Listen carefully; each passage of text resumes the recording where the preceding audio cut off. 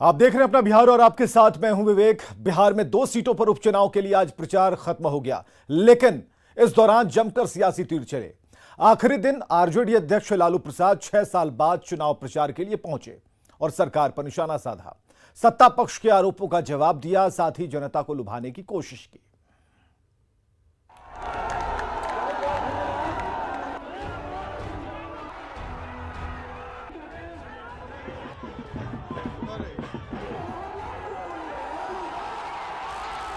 लालू के मंच के सामने भीड़ का उत्साह।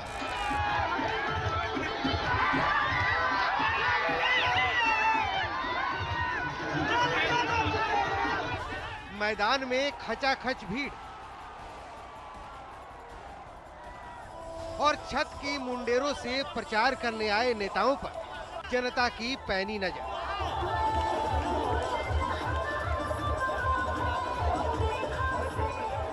यही लोकतंत्र की खूबसूरती है। 6 सालों बाद लालू किसी चुनावी सभा में जनता के बीच पहुंचे थे। लालू को मैदान में उतारकर आरजेडी उत्साह से लबरेज नजर आई।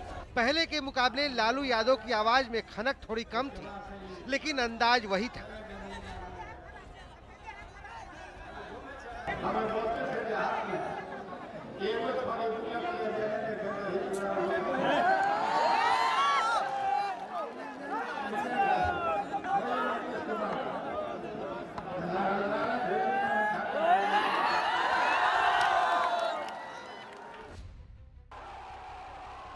पहले तारापुर और फिर कुशेश्वर स्थान में लालू ने चुनाव प्रचार किया।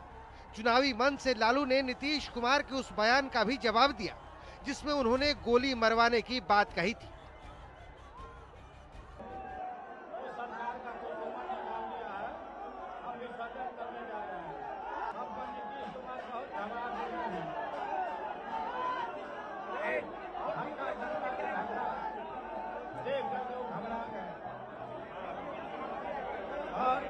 भागे भागे पटना जाके उल्टा पुल्टा बोला कि लालू यादव हमारा जान मरवा के एक काम लालू यादव हमारा सरकार ने जान मरवा।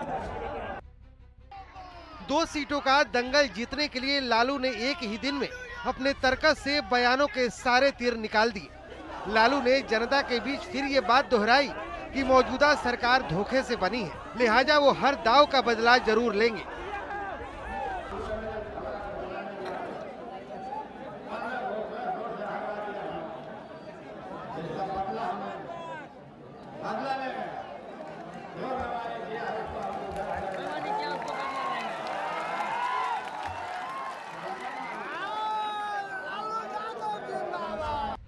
दो सीटों के लिए उड़न खटोले को जितना उड़ना था उड़ चुका। बयानों के जरिए नेताओं के दांव चलने की बारी खत्म हो चुकी है। पिछले 3 दिनों में बिहार के दोनों दिग्गज दंगल में कूद चुके हैं।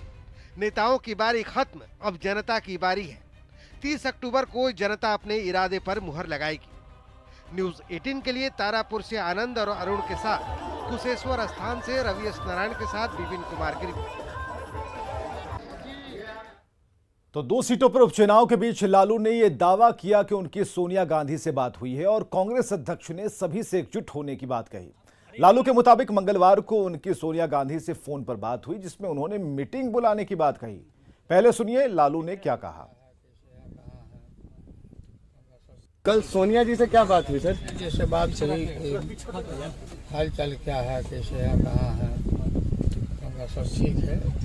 ऑल इंडिया पार्टी आपकी पार्टी है, बड़ा सभी लोगों को इकट्ठा करिए, लाइक माइंडेड लोगों को इकट्ठा करके विकल्प मजबूत जल्दी बनाया जाए। मीटिंग बुलाइए, सब लोगों को मीटिंग।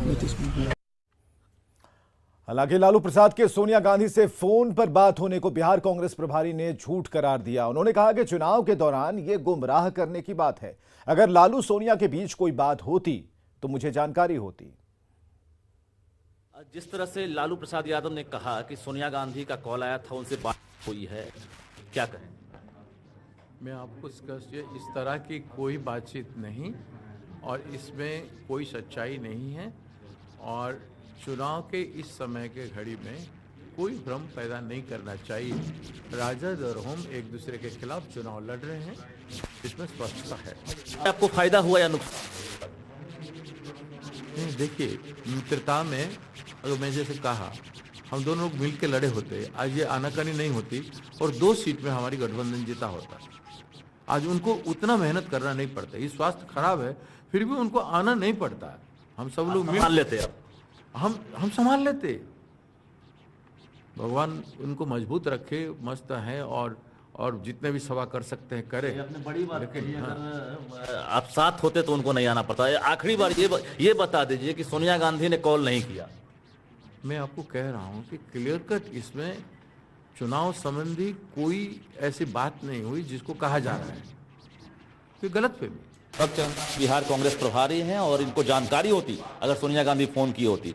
वहीं इन्होंने साफ कहा है कि लालू प्रसाद यादव मेरे बारे में कुछ भी कहें, हमें परवाह नहीं है, हम आज भी उनको आदरणीय मानते हैं। कैमरामैन दीपक के साथ रजनीश कुमार, न्यूज़ 18 पटना। लालू प्रसाद लगातार निशाने पर हैं। तारापुर में सीएम नीतीश कुमार पर लालू के हमले पर जेडीयू के राष्ट्रीय अध्यक्ष ललन सिंह ने पलटवार किया। ललन सिंह ने लालू की तुलना भूत से की है। प्रचार करने के बाद तो परिवर्तन जरूर होगा। जो राष्ट्रीय जनतांत्रिक गठबंधन के मतदाता हैं वो गोलबंद हो जाएंगे कि आ गया भूत, फिर आ गया। तो भूत जब आ जाएगा तो लोग क्या करेंगे? प्रचार करने के बाद तो परिवर्तन जरूर होगा। पटना के गांधी मैदान में हुंकार रैली के दौरान हुए सीरियल ब्लास्ट केस में एनआईए कोर्ट ने फैसला सुना दिया है। एनआईए कोर्ट ने 10 आरोपियों में से 9 को दोषी करार दिया, जबकि 1 आरोपी को रिहा कर दिया है। रिहा हुए आरोपी का नाम फखरुद्दीन है। वहीं इम्तियाज अंसारी, हैदर अली, नवाज अंसारी, मुजम्मल्लाह, उमर सिद्दीकी, अजहर कुरैशी, अहमद हुसैन, फिरोज असलम, इफ्तिखार आलम दोषी करार दिए गए हैं और इनकी सजा पर 1 नवंबर को सुनवाई होगी। आपको यह बताएं कि गांधी मैदान सीरियल ब्लास्ट केस में एनआईए ने जांच के दौरान 10 लोगों को आरोपी बनाया था। आज ठीक 8 साल बाद इस मामले में फैसला आया है। कोर्ट का फैसला आया है कि जो 10 अभियुक्तों पर यह मुकदमा चल रहा था उसमें 9 अभियुक्तों को दोषी पाया गया है। 1 अभियुक्त को रिहा किया गया है। जिन लोगों को दोषी पाया गया है उन लोगों को 302, 120B unlawful activities prevention act के अंतर्गत भी पाया गया है। 1-2 अभियुक्तों को पाया गया है फॉर साक्ष्य को मिटाने का आरोप है। तो इस तरह से 10 अभियुक्तों पर 9 अभियुक्तों पर दोषी पाया गया है। अब उन लोगों की सज़ा के बिंदु पर 1 नवंबर को सुनवाई होगी और 1 नवंबर को कोर्ट डिसाइड करेगा कि किस अभियुक्तों को कितना सज़ा देना चाहिए या नहीं देना चाहिए। चलिए बात करते हैं छठ की। तो छठ की तैयारियां शुरू हो गई हैं। घाटों की स्थिति कैसी है जानने के लिए मुख्यमंत्री खुद निकले और स्टीमर से जायजा लेने के साथ ही अधिकारियों को निर्देश दिया।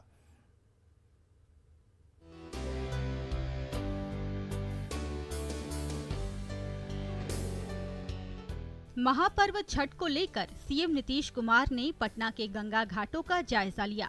डिप्टी सीएम तारकिशोर प्रसाद समेत अधिकारियों के साथ सीएम स्टीमर से दानापुर से नासरीगंज से पटना सिटी के कंगन घाट के बीच सभी घाटों का निरीक्षण किया।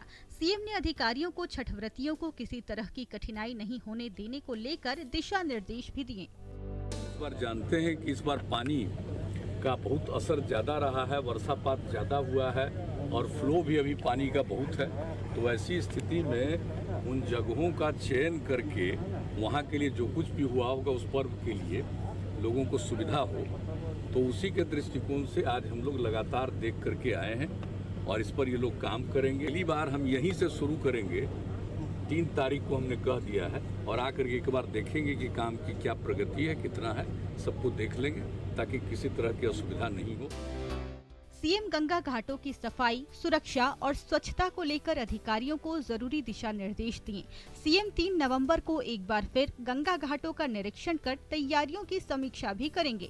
लोक आस्था के महापर्व को लेकर राज्य सरकार की ओर से तैयारी की जा रही है। घाटों की सफाई के साथ ही संपर्क पथ की मरम्मती का काम भी जोरों पर है। न्यूज़ 18 के लिए पटना से शैलेंद्र कुमार की रिपोर्ट। इधर दिल्ली में सार्वजनिक रूप से छठ पूजा को मंजूरी मिल गई है। कोरोना के मामले कम होने के बाद सरकार ने इसकी मंजूरी दी है। फिलहाल घाट की स्थिति कैसी है ये बता रही है हमारी सहयोगी रचना उपाध्याय।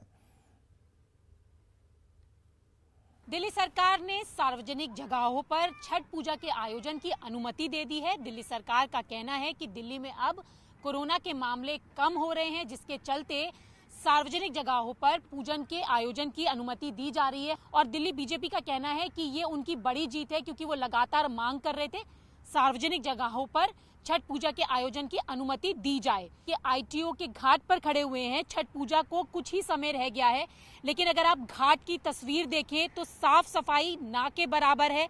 यहाँ पर गंदगी का अंबार लगा हुआ है। ऐसे में सवाल ये बनता है कि छठ व्रती किस तरीके से घाटों पर आकर सार्वजनिक तौर पर पूजा पाठ कर पाएंगे। कैमरा पर्सन योगेंद्र के साथ रचना, न्यूज़ 18 दिल्ली। और दिल्ली में सार्वजनिक रूप से छठ पूजा को मंजूरी मिलने की खुशी पटना में भी देखी जा रही है। पटना वासियों ने भी दिल्ली सरकार के फैसले के बाद खुशी जाहिर की। लोगों से बातचीत की हमारे सहयोगी रजनीश ने। सरकार ने छठ पूजा को लेकर बड़ा फैसला लिया है, यानी डीडीएमए की बैठक में यह फैसला लिया गया है कि छठ पूजा की अनुमति मिल जाएगी। तो हमारे साथ बिहार वासी हैं, जरा बात करते हैं कितनी खुशी हुई जो सरकार ने अनुमति दी है दिल्ली में। जो अनुमति दी है उससे मुझे बहुत खुशी हुई और सारे बिहार वासियों की खुशी हुई। या छठ जैसा महाशक्ति पर्व है, इसलिए सुन कर के बहुत ज्यादा आनंद। पहले ये हुआ होगा कि छठ नहीं मनाएंगे, कैसा नहीं मनाएंगे, इसलिए हमें बहुत ज्यादा दुख हुई, लेकिन यह अनुमति मिली तब से बहुत ज्यादा खुश। सरकार अनुमति दे चुकी है सारे बिहारवासी को, जो भी दिल्ली में रह रहे हैं छठ पूजा मनाने की, तो इससे हम बहुत ही ज्यादा खुश, अति प्रसन्न महसूस कर रहे हैं और बहुत ही ज्यादा गौरवान्वित महसूस कर रहे हैं। दिल्ली में छठ हो रहा है, अब तो विदेशों में भी छठ हो रहा है। यहाँ तक तो यूएसए में न्यू जर्सी से लेके बॉस्टन तक में लोग छठ मना रहे हैं। छठ का तो बहुत इम्पोर्टेंट है बिहार में, खासकर हम लोग तो देख ही रहे हैं इतने सालों से। काफ़ी खुशी की बात। फैसला दिल्ली में हुआ, लेकिन बिहार वासी काफ़ी खुश हैं, क्योंकि दिल्ली में भी छठ के दौरान जो नज़ारा होता है काफ़ी रमणीय होता है, काफ़ी खूबसूरत लगता है। ऐसे में सरकार अब फैसला ले ली है, तो बिहार वासी भी सरकार को न सिर्फ धन्यवाद कह रहे हैं बल्कि खुशी जाहिर कर रहे हैं। कैमरामैन दीपक के साथ रजनीश कुमार, न्यूज़ 18 पटना। न्यूज़ 18 के मैनेजिंग एडिटर ब्रजेश कुमार सिंह से खास बातचीत में टारगेट किलिंग पर जम्मू कश्मीर के राज्यपाल मनोज सिन्हा ने बड़ा बयान दिया है। उन्होंने कहा कि आतंकवादी नहीं बचेंगे और हर बूंद आंसू का हिसाब लिया जाएगा। कुछ हफ्तों में टारगेटेड किलिंग्स की जो घटनाएं हुई, खासतौर पे देखा गया कि बिहार के कई सारे लोग जो कि यहाँ पर खोमचे लगा के अपना जीवन यापन करते थे, उनको निशाना बनाया गया। और निश्चित रूप से उस पार के लोग हैं और उनके कुछ पिट्ठू हैं जो यहाँ भी रहते हैं। लेकिन एक बात मैं स्पष्ट करना चाहता हूँ, यहाँ कुछ घटनाएं हुई हैं, हमारी पूरी संवेदना उन परिवारों के साथ है, लेकिन उनके जो आंसू बहे हैं उसका हिसाब सूद सहित कर लिया जाएगा। और मुझे नहीं लगता है कि, जैसा मैंने पहले ही कहा, कि सरकार की नीति बड़ी स्पष्ट है कि हम पीस बाई करने में विश्वास नहीं करते हैं, पीस इस्टेब्लिश करने में विश्वास करते हैं। और पाताल तक भी होंगे तो ऐसे तत्वों को खोज करके उन्हें कानून के हवाले किया जाएगा, कठोर दंड दिया जाएगा। और आगे देखिए जोहार झारखंड।